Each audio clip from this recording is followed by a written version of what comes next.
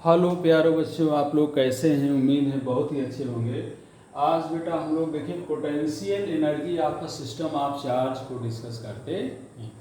देखिए according to NCERT इसमें कौन सा फार्मूला जो है हम यूज़ कर सकते हैं, या इसमें नीट या आईआईटी मेन में किस तरह के क्वेश्चन पूछे जाते हैं। ठीक है, तो जैसे ये देखिए, मान लो एक चार्ज है Q1 और एक दूसरा चार्ज हम मान लेते हैं Q2। दो चार्ज को हम ले रहे हैं, मान लेते हैं एक चार्ज है वो Q1 है, ये देखिए चार्ज है Q1 है, और दूसरा चार्ज हम ले रहे हैं Q2, और इनके बीच की दूरी को हम मान लेते हैं वो क्या है, ये देखिए मान लेते हैं दूरी इनके बीच की जो है R12 है।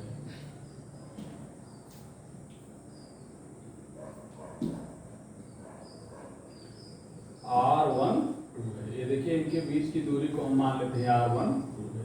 ये चार्ज Q1 है और दूसरा चार्ज क्या है, Q2 है, और इनके बीच की दूरी को हम क्या मान लेते हैं, R12 है कि नहीं।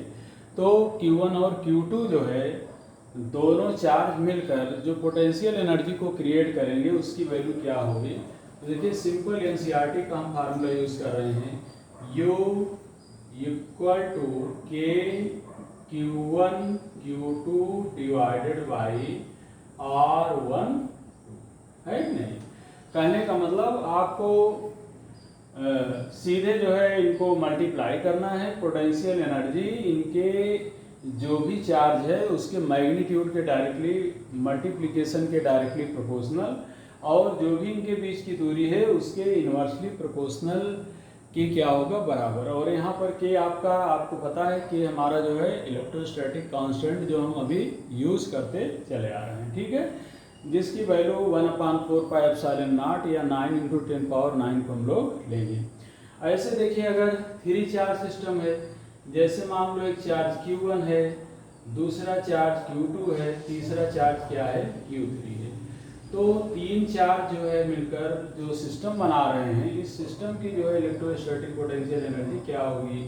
जैसे मान लो Q1 Q2 के बीच की दूरी हम R12 ले लेते हैं, Q2 Q3 के बीच की दूरी R23 ले लेते हैं, Q1 Q3 के बीच की दूरी R13 ले लेते हैं। तो यहाँ पर जो पोटेंशियल एनर्जी क्रिएट होगा U बराबर K Q1, देखिए इसको K को हम बाहर करते हैं, Q1 Q2 के बीच की पोटेंशियल एनर्जी होगी Q1 Q2 divided by R12 plus Q1 Q3 के बीच जो एनर्जी होगी Q1 Q3 divided by R13 plus Q2 Q3 के बीच पोटेंशियल एनर्जी जो बनेगा Q2 Q3 divided by R23। तो यहाँ पर देखिए चाहे 2 चार्ज हैं या 2 से अधिक चार्ज हैं, अगर हम लोगों को एक तरह से कंबाइंड जो पोटेंशियल एनर्जी है सिस्टम की, अगर उसको हमको निकालना है तो बिल्कुल आसानी से हम जो है उसको निकाल सकते हैं, है कि नहीं। अब देखिए इसी पर बेस्ड एक हम नीट का क्वेश्चन ले रहे हैं, दिया है 3 charges are placed as in the figure. Question को देखिए हम लिख दे रहे हैं 3 charges are placed 3 charges are placed as in the figure. 3 charges हैं उनको जो है फिगर के हिसाब से रखा गया है। ये देखिए एक चार्ज है -Q है, दूसरा चार्ज है +Q है, तीसरा चार्ज फिर -Q है। इनके बीच की दूरी देखिए R है, यहाँ से यहाँ तक के भी बीच की दूरी क्या है, R है कि नहीं। 3 charges are placed as in the figure.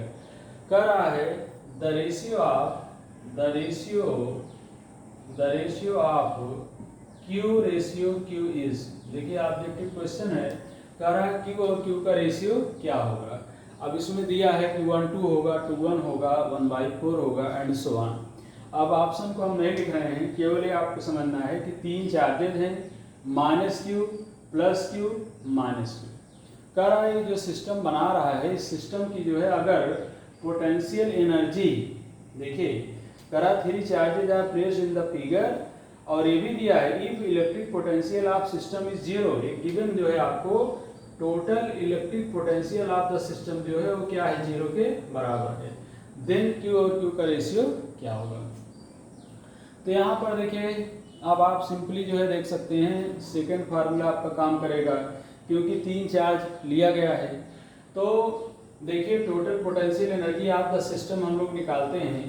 पहले जो है माइनस क्यू और प्लस क्यू के बीच जो पोटेंशियल एनर्जी बनेगा उसकी वैल्यू क्या होगी, देखिए के को हम करते हैं बाहर, के को हम करते हैं बाहर, इन दोनों के बीच माइनस क्यू और प्लस क्यू के बीच की जो पोटेंशियल एनर्जी बनेगी minus Q into Q divided by R, आपको भी साइन लेना है, प्लस देखिए दूसरे और तीसरे के बीच की जो पोटेंशियल एनर्जी बनेगी Q into minus Q divided by क्या हो जाएगा आर, प्लस पहला और तीसरा देखिए फर्स्ट एंड लास्ट के बीच की जो पोटेंशियल एनर्जी बनेगी वो कितना आ जाएगा, देखिए माइनस क्यू डिवाइडेड बाई कितना हो जाएगा, दोनों के बीच की दूरी है 2r, this is equal to 0।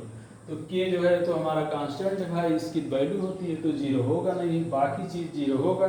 तो इसको हम 0 के बराबर करके जो है इसको हम सॉल्व करते हैं कि आखिर भाई q और q का रेशियो क्या होगा। तो चलो सॉल्व किया जाए। देखिए जो क्वांटिटी यहाँ है minus Q Q by R वही यहाँ पर भी है, तो अगर इसको हम इन दोनों को एक साथ करते हैं तो minus 2 Q divided by R plus Q square divided by 2r, this is equal to 0। अब इसको थोड़ा से और सिंप्लीफाई करिए। सिंप्लीफाई अगर आप करते हैं तो आपको मिल जाएगा twice Q divided by R बराबर आ जाएगा Q square divided by 2r। अब देखिए बेटा r को r से कट कर दो, एक क्यू को एक क्यू से कट कर दीजिए।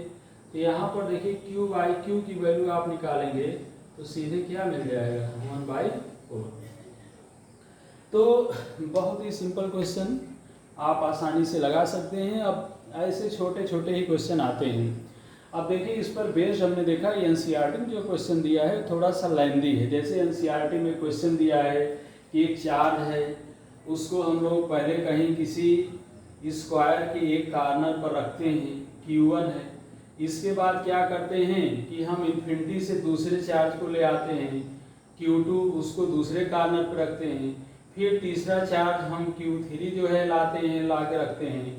फिर चौथे कॉर्नर पर हम Q4 ला कर रखते हैं। ऐसे क्वेश्चन दिया है। तो कह रहा है बताओ होल द सिस्टम की जो है पोटेंशियल एनर्जी कितनी है। तो जो एनसीईआरटी में क्वेश्चन दिया उसकी बात कर रहे हैं। तो जैसे यहाँ पर 3 चार्ज का हम लोग लिए हैं, वैसे चार्ज का आप आसानी से निकाल सकते हैं कि अगर इनके बीच की दूरी अगर हम लोग सिंपली a लेते हैं तो आप निकाल सकते हैं कि Q1 Q2 के बीच जो पोटेंशियल एनर्जी क्रिएट होगा उसकी वैल्यू कितनी होगी। ऐसे देखें Q2 Q3 के बीच की पोटेंशियल एनर्जी आप निकाल सकते हैं कि Q2 और Q3 के बीच की पोटेंशियल एनर्जी कितनी बनेगी। ऐसे आप निकाल सकते हैं Q4 और Q3 के बीच की पोटेंशियल एनर्जी कितनी होगी। ऐसे Q1 जो है Q4 के बीच की पोटेंशियल एनर्जी कितनी होगी, है कि नहीं। तो एक तरह से हम दो चार्ज का लेंगे कि ये दोनों चार्ज जो है कितनी पोटेंशियल एनर्जी को क्रिएट करेंगे और टोटल हम उसको क्या करेंगे ऐड कर देंगे। तो देखिए क्वेश्चन चाहे जितना कॉम्प्लिकेट कर दे, बट अगर फार्मूला आपका क्लियर है, कॉन्सेप्ट अगर क्लियर है तो बिल्कुल आसानी से आप क्वेश्चन को कर सकते हैं। तो थोड़ा से आप रिवाइज करिए पोटेंशियल एनर्जी क्या है और इस पर जो छोटे क्वेश्चन है वो किस तरह पूछे जाते हैं। अब इसके बाद जो है और जो भी क्वेश्चन हो पाएगा हम लोग करेंगे, और नहीं तो नेक्स्ट पॉइंट पर हम लोग बढ़ेंगे।